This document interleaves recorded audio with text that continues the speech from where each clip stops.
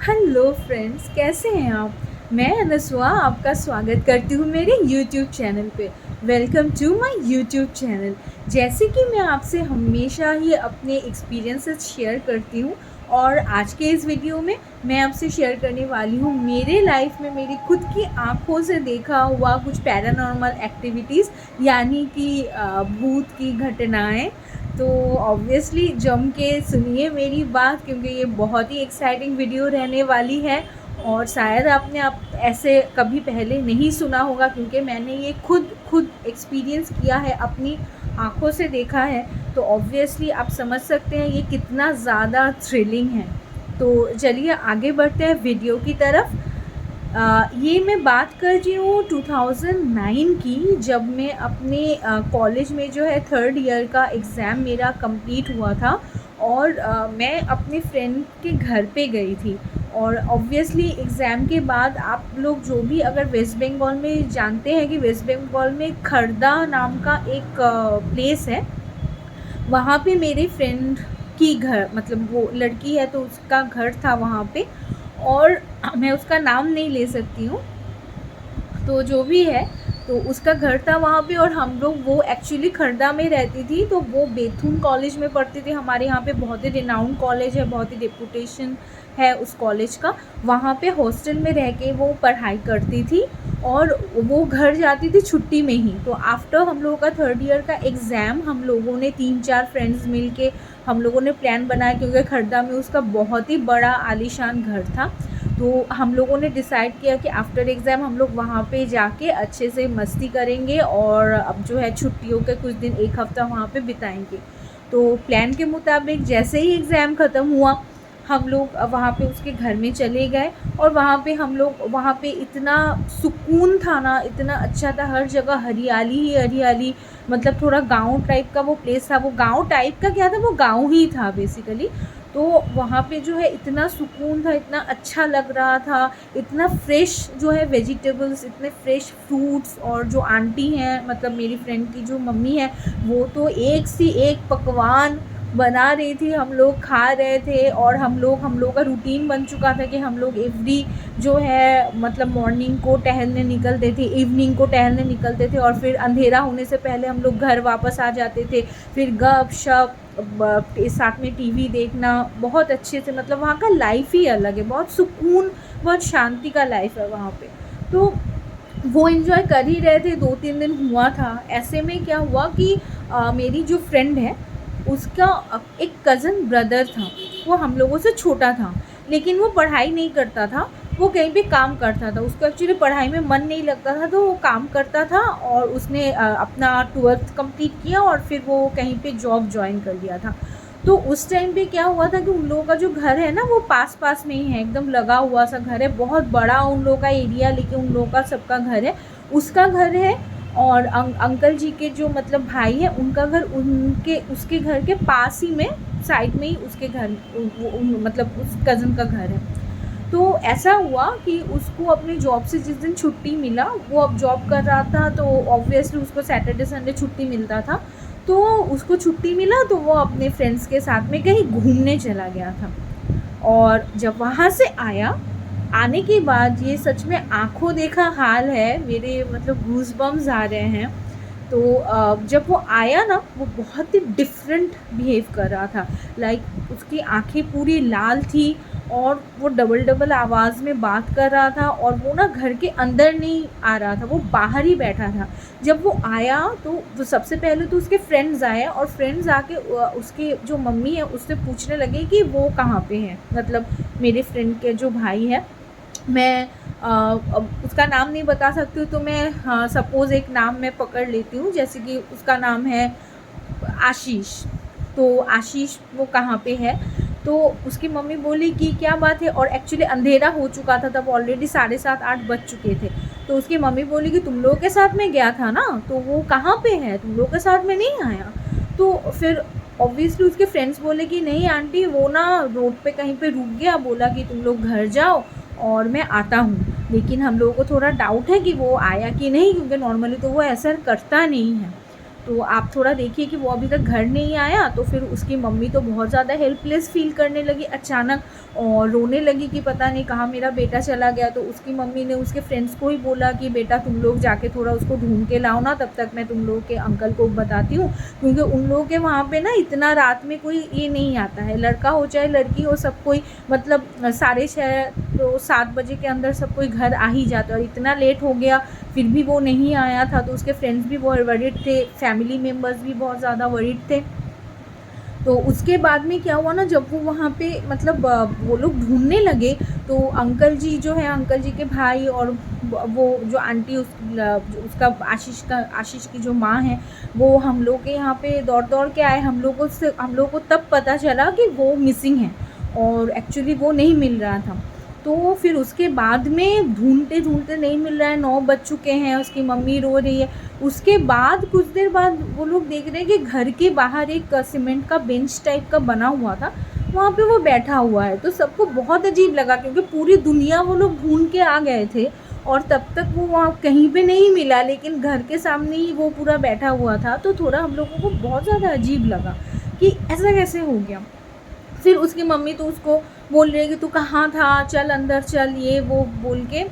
तो फिर वो किसी भी तरीके से अंदर नहीं आ रहा था, बहुत गुस्से में था एकदम, जिसको बोलते हैं कि फूल रहा था एकदम। और हम लोग ना, क्योंकि पास ही में घर था, हम लोग हमारी जो मेरी फ्रेंड की जो घर है उसी के बैल्कनी से हम लोग, मतलब बैल्कनी जो होता है वो आंगन जो होता है, वहाँ से हम लोग देख रहे हैं कि वो क्या कर रहा है, क्योंकि बीच में तो कोई बैरियर नहीं है और पूरा ओपन प्लेस है उन लोगों का घर, हम लोगों का घर। तो पूरे ओपन प्लेस में सब कुछ समझ में आ रहा था, दिख रहा था, सब सुनाई भी दे रहा था। तो हम लोग आंगन में ही खड़े थे और भी बहुत सारे लोग खड़े थे। गाँव में जैसा होता है कि इधर उधर से दूसरे आसपास के घर से भी सब कोई आ गए थे, सब कोई देख रहे थे। तो वो डबल डबल आवाज़ में जवाब दे रहा था और फिर बहुत ही अजीब तरीके से बिहेव कर रहा था, मैं नहीं जाऊंगा अंदर, ये वो, मुझे चाहिए, ये शरीर चाहिए, ये वो। तो उसकी मम्मी और ज़्यादा रोने लग गई कि क्या बोल रहा है ये। और अचानक से ना वो बहुत ज़्यादा मतलब ये हो गया, मतलब एकदम ना बोला कि आप लोग मुझे नहीं छोड़ोगे ना, आप लोग मुझे नहीं छोड़ोगे ना। उसकी मम्मी क्योंकि उसको फोर्स करी थी अंदर जाने के लिए, तो वो बोली आप लोग मुझे नहीं छोड़ोगे, देखो मैं क्या करता हूँ, देखो मैं क्या करता हूँ, बोल के ना जानबूझ के वहाँ पे मतलब गिर रहा था, वहाँ पे पलटी मार रहा था। और उसका जो है ना इतना ज़्यादा अपनी बॉडी के ऊपर टॉर्चर कर रहा था वो खुद ही, उसको कोई पकड़ के नहीं रख पा रहा था। और उसका जो है ना मतलब मिट्टी में पूरा लोट पोट कर रहा है, जानबूझ के अपने बॉडी को हर्ट कर रहा है। उसका पूरा जो है हाथ पैर पूरा छिल जा रहा था एकदम, मतलब एकदम देख नहीं पाओगे आप, इतना ज़्यादा मतलब तकलीफ़ होगी आपको। वो जानबूझ के अपने मतलब बॉडी को रब कर रहा था मिट्टी में, इसमें, और कट रहा है, खून निकल रहा है, उसका स्क्रैच आ रहा है बॉडी में। और उसकी मम्मी और ज़्यादा रो रही है, बोले बेटा अंदर चलो, अंदर चलो। तो बहुत देर के बाद सबको थोड़ा समझ में आया कि कुछ गलत है, उसके ऊपर किसी का साया आ गया है। और फिर जो है गांव के जो बड़े लोग हैं और हमारे भी जो गार्जियन थे, मेरी फ्रेंड के जो पिताजी थे वो बड़े थे भाइयों में, वो जाके बोलने लगे कि वो जाके उसके फ्रेंड्स को पकड़े, कि वो उसके फ्रेंड्स भी बहुत डर गए थे। तो उसके फ्रेंड को पकड़े कि क्या किया है तुम लोगों ने, कहाँ गए थे तुम लोग, घूमने गए थे, कहाँ गए थे। तो ऑब्वियसली हम लोगों में तो ऐसा होता ही है कि लड़कों से तो कोई पूछता नहीं है कि कहाँ पे गए थे तुम लोग। तो वो लोग भी बहुत डर रहे थे, इधर उधर कहीं भी चले जाते हैं। फिर उन लोगों ने बोला कि एक्चुअली हम लोग जो है ना घूमते घूमते गए थे, हम लोग को पता नहीं था, और हम लोगों ने ना हम लोग एक जगह से बिरयानी लिए, हम लोगों को समझ में नहीं आया कि कहाँ पे मतलब हम लोग बैठ के खाएं। तो एक कब्रिस्तान था, हम लोग वहाँ पे जाके वहाँ पे बैठ के हम लोग बिरयानी खाएं। जस्ट इमेजिन, ये शायद मुझको नहीं पता है वो लोग किस मेंटल स्टेट में थे, कौन करता है ऐसे कब्रिस्तान में जाके बिरयानी खाना। आई थिंक कि जो यंग खून है ना, बहुत ज़्यादा यंग थे ना, तो ऑब्वियसली उन लोगों को ऐसे लगा होगा कि चलो चैलेंज लेते हैं, कब्रिस्तान में जाके हम लोग बिरयानी खाएंगे, ऐसा टाइप का। अदरवाइज़ ऐसा पागलपन कोई नहीं करता है, और कौन ही ऐसे सोचेगा, क्या मतलब क्या इनोवेटिव आइडिया है कब्रिस्तान में जाकर बिरयानी खाना। तो एनीवेज, तो ऐसे उन्होंने किया था। और उसके बाद में ही उसने क्या बोला कि जब वो लोग वापस आ रहे थे, उसको बहुत ज़ोर से बाथरूम जाना था, जो आशीष था उसको। तो उसने फ्रेंड्स को बोला कि रुको, मुझको थोड़ा बाथरूम जाना है। और कब्रिस्तान के वहीं पे ही कोई पेड़ था, वहाँ पे जाके वो अपना पूरा क्लियर करके आया वो। तो फिर उसके बाद से ही वो एकदम बात नहीं कर रहा था। जब वो लोग गाड़ी में थे तो वो एकदम बात नहीं कर रहा था किसी से भी, तो थोड़े सब कुछ डर गए। तो सब कोई उसको पूछने लगा कि क्या हुआ रे, तो बात क्यों नहीं कर रहा, अभी तो हम लोग घूम रहे थे, इतना मस्ती कर रहे थे, बात क्यों नहीं कर रहा। तो फिर वो बोला कि नहीं, तुम लोग जब अपने स्टेशन पे मतलब वहाँ पे वो लोग उतरे तो फिर वो बोलने लगा कि तुम लोग जाओ, मुझको थोड़ा सा काम है, मैं बाद में आता हूँ। तो तभी उसके फ्रेंड्स को थोड़ा डाउट हो गया। और उन लोगों का आदत था ना कि वो लोग कहीं पे भी काम पे जाए, कुछ करे, वो लोग रात को मतलब एक दूसरे के साथ में थोड़ा मतलब बातचीत करने के लिए 1-1.5 घंटा वो लोग साथ में टाइम बिताते थे। तो उन लोगों ने उस टाइम 7 ही बज रहे थे, उस टाइम पे उन लोगों ने उसको कुछ नहीं बोला, क्योंकि उन लोगों को लगा ना कि हो सकता है कि कुछ इश्यूज़ हो, कुछ उसका पर्सनल कुछ इश्यूज़ हो या कुछ।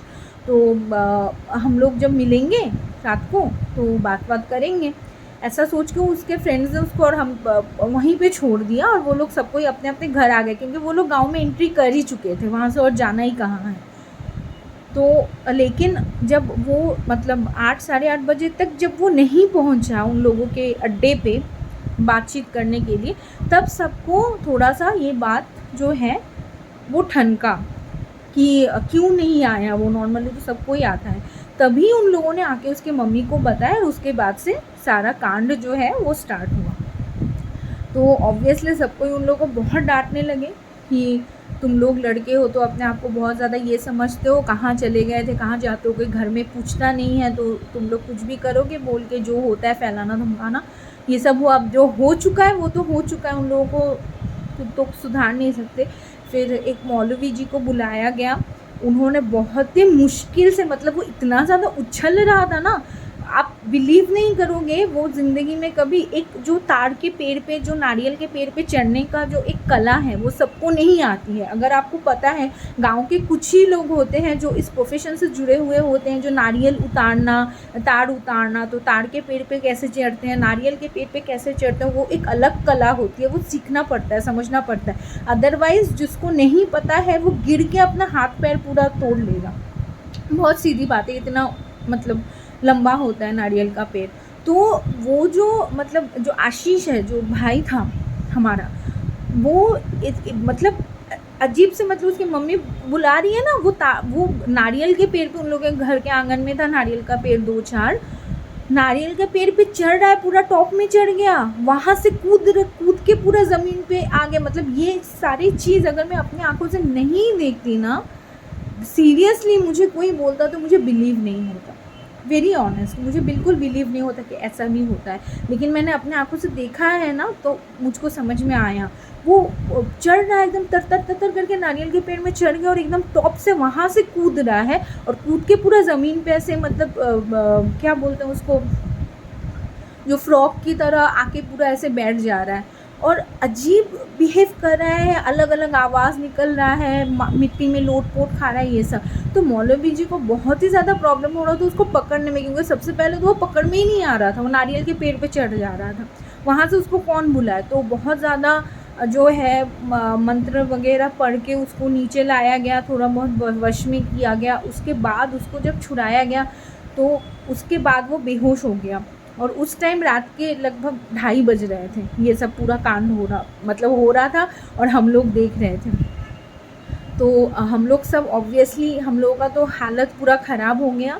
और फिर हम लोगों ने फिर जब उस टाइम 2:30 बजे जब वो बेहोश हो गया, तो उस टाइम पे फिर उसको ले जाके बेड पे सुलाया गया, क्योंकि उस टाइम पे तो कुछ करने के हालत में वो था नहीं। उसकी मम्मी थोड़ा सा भीगा हुआ टावल लेके उसका हाथ पैर पोंछ रही थी, क्योंकि उसका पूरा बॉडी जो है खून हो रखा था, पूरे बॉडी में स्क्रैचेस, खून था, मैल था, पूरा मिट्टी में लोट पोट कर रहा था वो।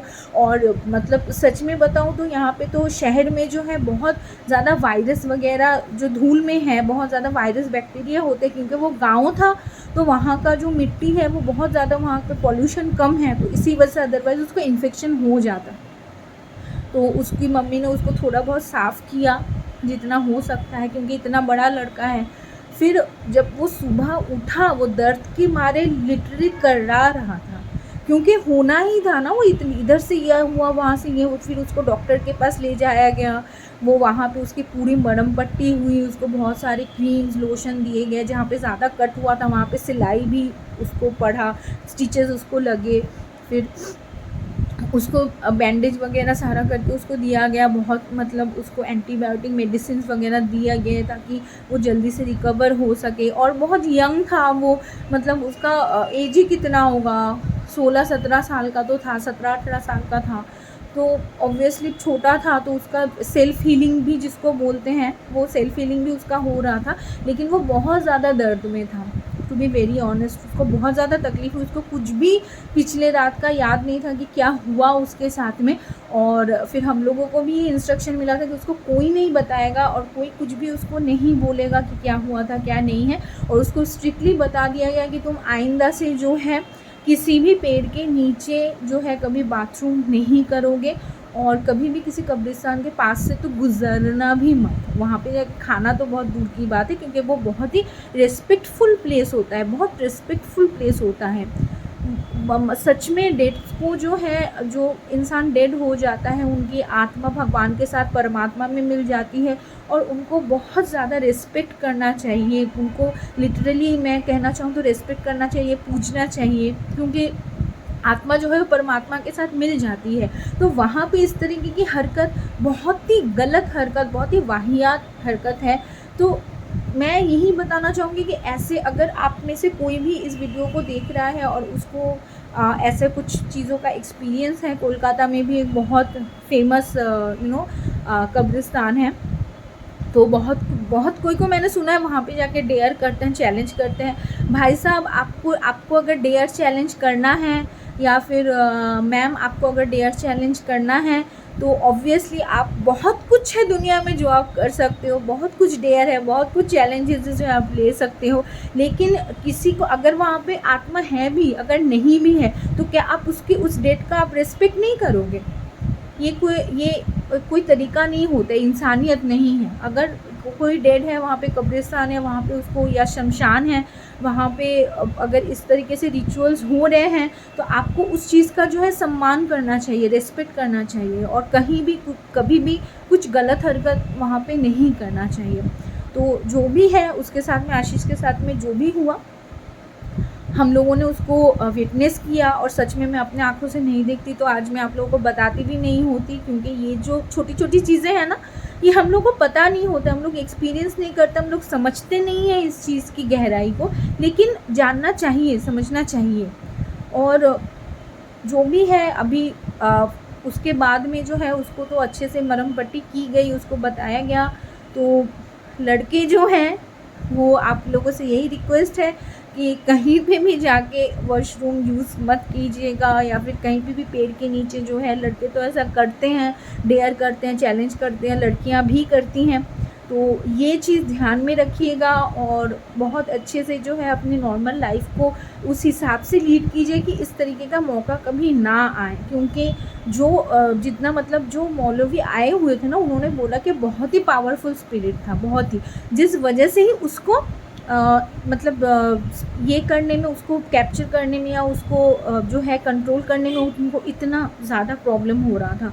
तो आप सोच सकते हैं कि हमेशा जो है वहाँ के जो मौलवी थे वो बहुत ज़्यादा सिद्ध थे, उनको बहुत कुछ पता था, तो उन्होंने ये कर लिया। लेकिन अगर वहाँ पे अवेलेबल नहीं होते तो क्या होता आशीष का, या क्या उसका ये होता, उसको ऑलरेडी बहुत ज़्यादा ब्लड आने लगा था, और बहुत ज़्यादा वो अपने ऊपर टॉर्चर करने लगा था, उसको फ्रैक्चर्स भी आ गए थे बाद में हॉस्पिटल में जाके पता चला, क्योंकि वो नारियल के पेड़ से उछल उछल के गिर रहा था ना, तो उसको पैर में फुट के कुछ जगह पे फ्रैक्चर्स भी उसको आ गए थे। वो सारा अभी जो है, उसको एज बहुत कम था तो उसको कुछ प्रॉब्लम नहीं हुआ, प्लास्टर वगैरह करके उसका चल गया।